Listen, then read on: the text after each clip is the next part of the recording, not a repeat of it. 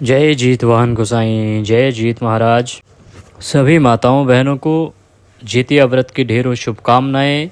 जीत वाहन भगवान के आशीर्वाद से आप सभी के जो भी संतानें हैं, जो भी पुत्र पुत्रियां हैं, सभी दीर्घायु हों, सबका स्वास्थ्य अच्छा रहे, आपके घर में मंगल ही मंगल हो और सब शुभ ही शुभ हो, यही कामना करते हैं। और कथा सुनेंगे अभी।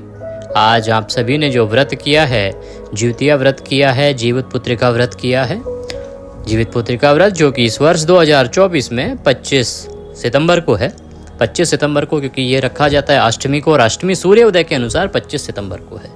तो आपको जीवतिया व्रत पर यह कथा सुननी चाहिए। जीवतिया व्रत की 3 कथाएं हैं मुख्य रूप से, और तीनों ही कथाएं अब हम यहाँ पे करेंगे। तीनों कथाएं आपको बारी बारी से सुननी चाहिए, तभी आपका जो व्रत है वो पूरा होता है। इसमें एक चील और सियारिन की जो कथा है, जिसको चिल्लो सियारी की कथा के नाम से जाना जाता है।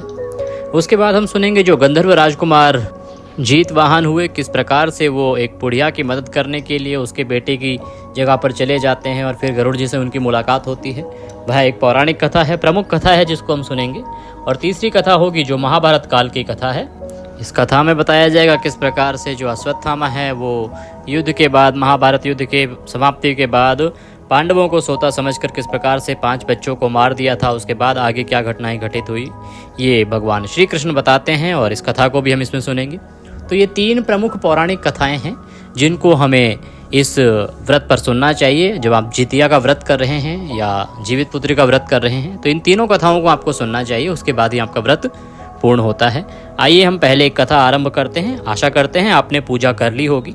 पूजा की विधि अगर आप जानना चाहते हैं तो हमारे जो अन्य वीडियोस हमने पहले से अपलोड किए हैं, आप उनको देखें। उसमें विस्तृत रूप से कि पौराणिक काल से किस प्रकार से इसकी पूजा होती थी, एक विधि हमने आपको बताई है विस्तार से, कि एक दिन पहले आपको क्या क्या करना है, व्रत वाले दिन क्या क्या करना है, और अगले दिन पारण जो है वो किस हिसाब से करना है। और वो जो विधि है वो हमारे पूर्वजों द्वारा बताई गई विधि है, जो हम आपकी दादी माँ, उनकी दादी माँ जो करती आई हैं इतने सालों से, वह विधि हमने प्रमुख रूप से इस वीडियो में आपको बताई है। और वह वीडियो आप लोगों ने देखा भी अवश्य होगा, क्योंकि बहुत ज़्यादा चला है हमारा वो वीडियो, उसको देखना ना भूलें। आइए अब हम कथा आरंभ करते हैं। जीतिया व्रत कथा, चिल्लो सियारों की कथा। एक बहुत ही घना जंगल था। जंगल में बहुत सारे पेड़ थे, और वह ऐसा जंगल था जिसमें कि दूर दूर तक कुछ दिखाई भी नहीं पड़ता था। उसमें एक चील रहती थी, और पास की ही एक झाड़ी में एक सियारिन रहती थी। दोनों गहरी दोस्त थी, दोनों में खूब पड़ती थी। चिल्लो जो कुछ भी खाने को लेकर आती, उसमें से सियारिन के लिए ज़रूर हिस्सा रखती। जो भी कुछ लेके आती पहले वो सियारिन के लिए रखती, और उसके बाद बाकी खुद खाती। सियारिन भी ऐसा ही किया करती थी। सियारिन भी जब भी कुछ लेके आती किसी को मार के, तो वह चिल्लो का ऐसा ही ध्यान रखती, उसके लिए अलग से निकालती या उसको आवाज़ लगाती, उसको बुलाती और उसके साथ बैठ के खाती। इस प्रकार से दोनों के जीवन में आनंद ही आनंद था। दोनों का जीवन बड़े ही आनंद से कट रहा था। एक बार चील ऊंचे वृक्ष पर बैठी थी। उसने देखा कि गांव के किनारे पर कुछ महिलाएं बहुत ही अच्छी प्रकार से पूजा कर रही हैं। वह और नज़दीक गई और उसने वह पूरी पूजा विधि देखी कि किस प्रकार से वो पूजा करती हैं। उन्होंने औरतों को कहते हुए भी सुना कि इससे उनकी संतान की आयु लंबी होती है, वो स्वस्थ रहते हैं, उनका परिवार अच्छा रहता है। इस प्रकार से ये सब सुन के वह चिल्लो वापस आ गई जंगल में। वहाँ आकर उसने ये सारी बातें अपनी सखी जो सियारिन थी उसको सुना दी कि वो वहाँ आज गई थी, उसने बहुत सारी औरतों को पूजा करके देखा, और जब वो पूजा कर रही थी तो उन्होंने कहा कि इसको करने से आपके जितने भी बच्चे होंगे वो बहुत ही अमर रहेंगे, उनकी उम्र अच्छी रहेगी, स्वस्थ रहेंगे, आपका परिवार अच्छा रहेगा, आपका जीवन बहुत अच्छा रहेगा। ये सुनकर और जानकर दोनों बहुत प्रसन्न हुई। ये तो इसकी महिमा से बहुत ही गदगद हो चुकी थी कि ये तो बहुत अच्छा व्रत है। तो उन दोनों ने निर्णय किया कि अब वो दोनों भी इस व्रत को करेंगी। सियारो और चिल्लो ने जितिया का व्रत बड़ी ही निष्ठा के साथ रखा। बड़ी निष्ठा और लगन से दोनों ने दिन भर भूखे प्यासे रहकर मंगल कामना करते हुए पूरा दिन व्यतीत किया। दिन तो किसी प्रकार से निकल गया, मगर रात होते होते अब सियारिन को भूख लगने लगी। उसकी भूख इतनी अधिक बढ़ गई कि उसे बर्दाश्त ही नहीं हो पा रहा था। तो जंगल में जाके उसने मांस और हड्डी पेट भरकर खाया। जब वह खा रही थी तो उसकी हड्डियां चबाने की जो कड़कड़ की आवाज़ है वो चिल्लों के कानों में पड़ी। चिल्लो ने उससे पूछा कि तू क्या कर रही है, ये आवाज़ कैसी है। सियारिन ने कह दिया, बहन भूख के मारे पेट गुड़गुड़ा रहा है, यह उसी की आवाज़ है। मगर चिल्लो को पता चल गया। उसने सियारिन को खूब लताड़ा कि जब व्रत नहीं हो सकता तो संकल्प क्यों लिया था। संकल्प करके व्रत को बीच में छोड़ देना अशुभ होता है, ये गलत होता है, ऐसा नहीं करना चाहिए था। यह सब सुनकर सियारिन लजा गई। पर अब क्या हो सकता था, अब तो व्रत भंग हो चुका था।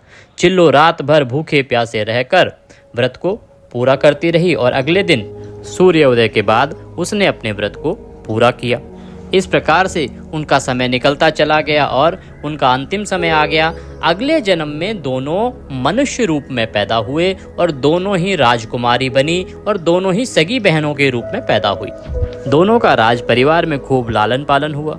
सियारिन जो है वो बड़ी बहन के रूप में पैदा हुई और चिल्लो जो थी वो छोटी बहन के रूप में पैदा हुई। सियारिन जो बड़ी बहन के रूप में पैदा हुई थी उसकी शादी एक राजकुमार से करवा दी गई। राजकुमार भी बहुत अधिक धन संपदा वाला बहुत ही संपन्न राजकुमार था। उससे उसकी सियारिन की बड़ी धूमधाम से शादी हुई। वहीं जो छोटी बहन जो चिल्लो जिस रूप में पैदा हुई थी उसकी शादी उसी राज्य के मंत्री पुत्र से हुई। कुछ समय बाद विधि का विधान देखिए कि जो सियारिन का पति था, क्योंकि वो राजकुमार था तो वह राजा बन गया और जो छोटी बहन का पति था वह मंत्री बना। परंतु विधि का विधान कहीं ना कहीं तो सामने आता है। जो व्रत उन्होंने तोड़ा था, जो सियारिन ने व्रत तोड़ा था, उसका प्रभाव अब उसको देखने को मिलने लगा। रानी तो वह बन गई, लेकिन जब भी उसके कोई संतान होती तो वह मर जाती।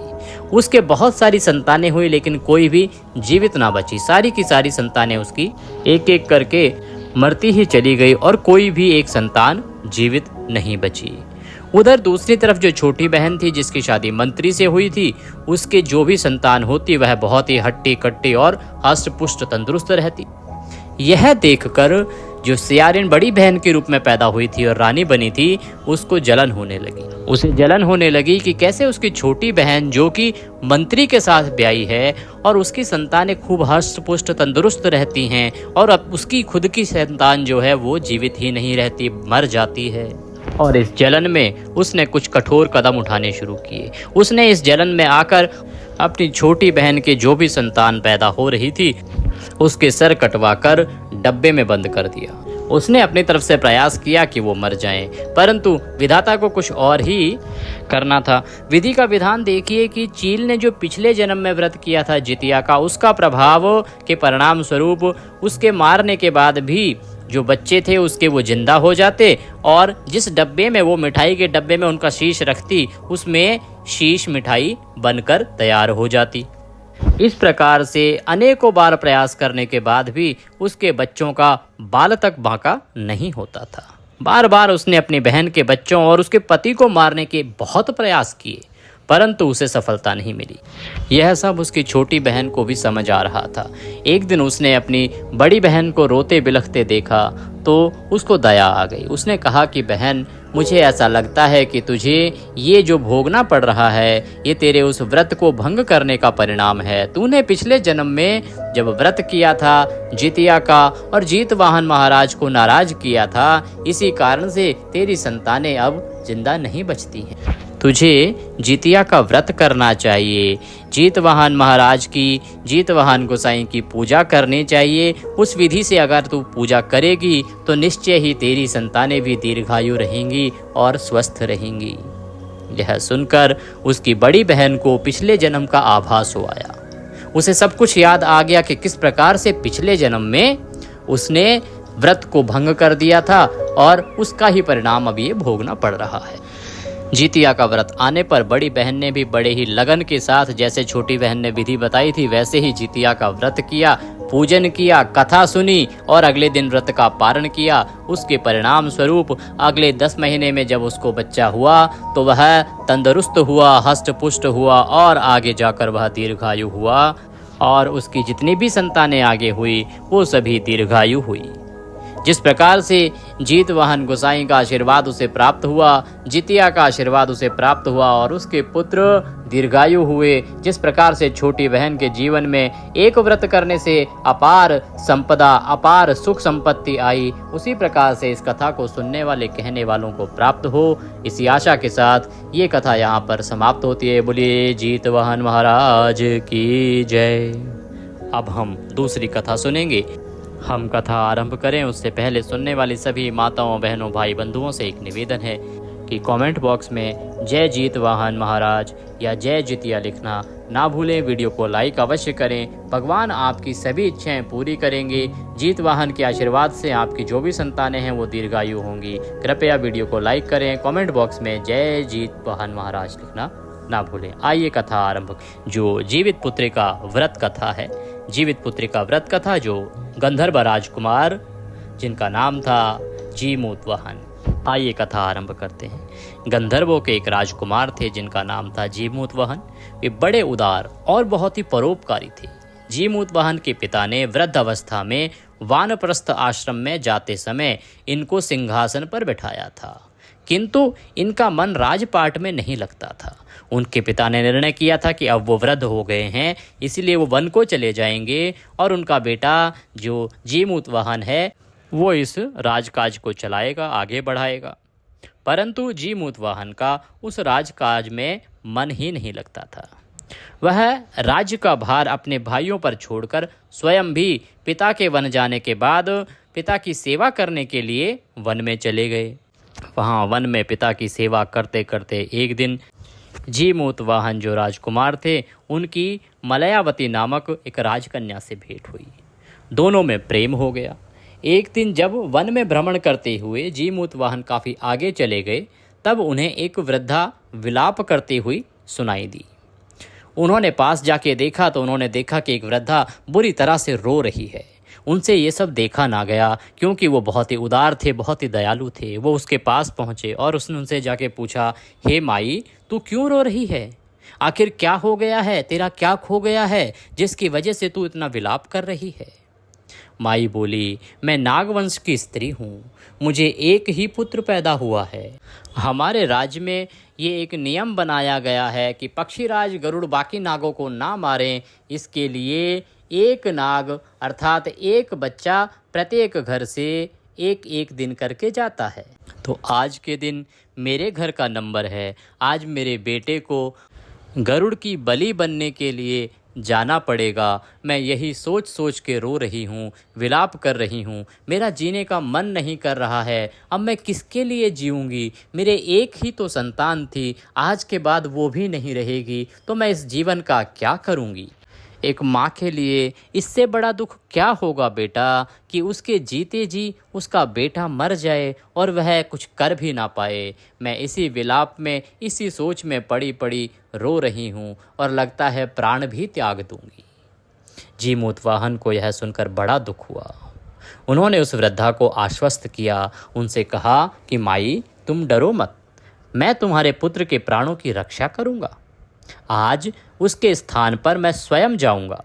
आपके पुत्र के लाल कपड़े पहनकर और ढककर उस शिला पर जहाँ पर की बलि दी जाती है, मैं वहाँ पर जाकर लेटूंगा, ताकि गरुड़ मुझे खा जाए पर तुम्हारा पुत्र बच जाए। इस प्रकार से तुम्हारे पुत्र की रक्षा होगी माई, तुम चिंता मत करो।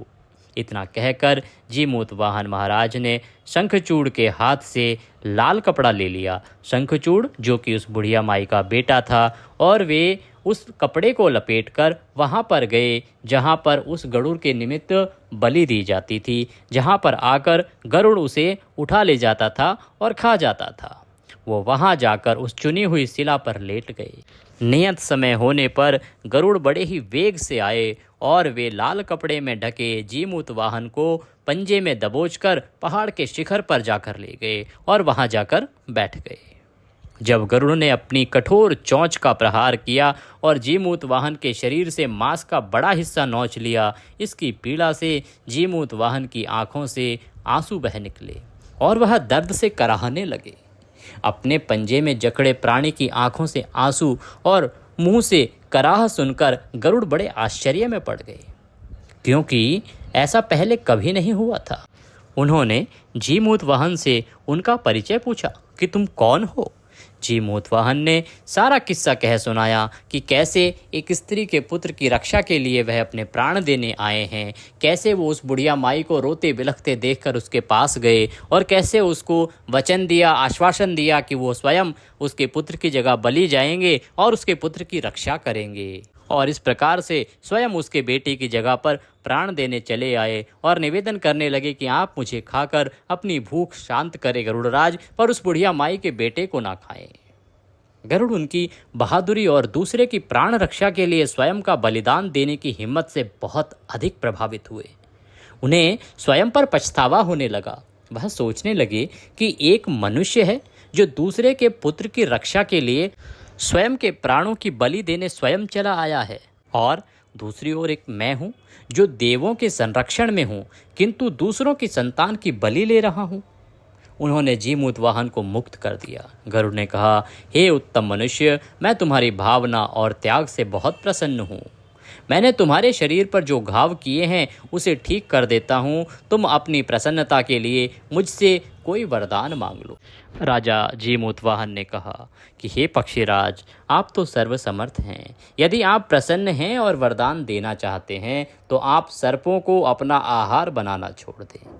आपकी वजह से न जाने कितनी ही माताएं अपने बेटों को खो रही हैं और वो वहाँ तड़प तड़प कर रो रही हैं। मैं आपसे निवेदन करता हूँ कि आपने अभी तक जितने भी प्राण लिए हैं, आप उन सबको भी पुनः जीवन प्रदान करें।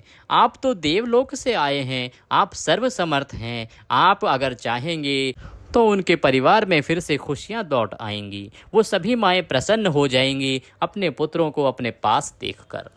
गरुड़राज ने सबको जीवन दान दे दिया और नागों की बलि ना लेने का वरदान भी दिया। इस प्रकार जीमूतवाहन के साहस से नाग जाति की रक्षा हुई। गरुड़ ने कहा, तुम्हारी जैसी इच्छा वैसा ही होगा। हे राजा, जो स्त्री तुम्हारे इस बलिदान की कथा सुनेगी और विधि पूर्वक व्रत का पालन करेगी, उसकी संतान मृत्यु के मुख से भी निकल आएगी। तब से ही पुत्र की रक्षा हेतु जीमूतवाहन की पूजा की प्रथा शुरू हो गई। यह कथा कैलाश पर्वत पर भगवान शंकर ने माता पार्वती को सुनाई थी। जीवित पुत्रिका के दिन भगवान गणेश, माता पार्वती और शिवजी की पूजा एवं ध्यान के बाद यह कथा अवश्य सुननी चाहिए। इसके सुनने से आपका व्रत पूर्ण होता है, आपकी संतानें दीर्घायु होती हैं और आपको सुख संपत्ति की प्राप्ति होती है। बोले शंकर भगवान की जय, बोले जीमूतवाहन महाराज की जय, बोले गरुड़देव की जय। इसी के साथ ये कथा यहाँ पर समाप्त होती है। अब हम भगवान श्री कृष्ण की महाभारत काल की कथा सुनते हैं। उसके बाद आपकी तीसरी कथा पूर्ण होगी और फिर आपका जो व्रत है वो पूर्ण होगा। आइए कथा आरंभ करते हैं। महाभारत का भयंकर युद्ध समाप्त हुआ। युद्ध समाप्त होने के बाद अपने पिता की मृत्यु होने के बाद अश्वत्थामा बहुत ही नाराज था और उसके अंदर बदले की आग तीव्रता से दौड़ रही थी।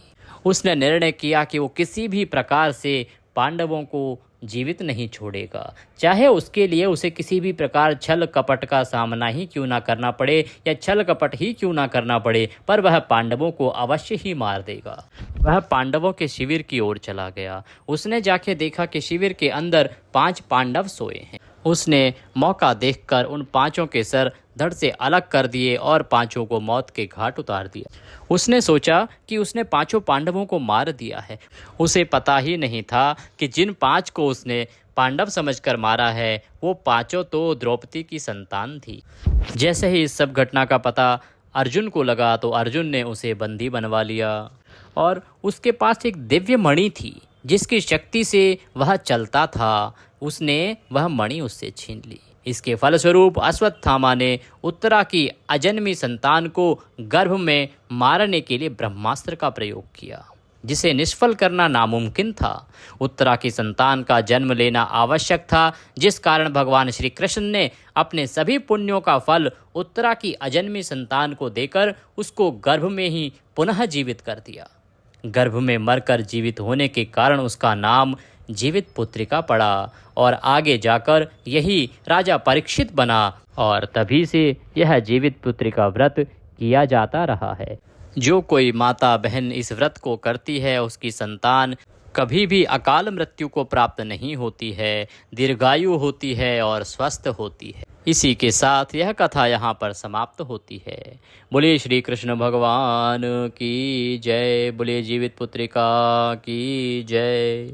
इन कथाओं को सुनने के बाद आपका व्रत पूर्ण होता है। अगले दिन आप पारण करेंगे 26 को, और पारण की विधि को सुनना ना भूलें। हमने पारण की विस्तृत विधि भी वीडियो में बताई है, लिंक इस वीडियो के डिस्क्रिप्शन में भी दे दिया गया है। आपके पास अगर कोई सवाल है, कुछ भी जानना चाहते हैं, पूछना चाहते हैं, तो आप यहाँ पर कमेंट बॉक्स में लिख के पूछ सकते हैं। लाइव चैट का ऑप्शन भी लाइव में चल रहा है, आप उसमें लिखकर भी हमसे पूछ सकते हैं।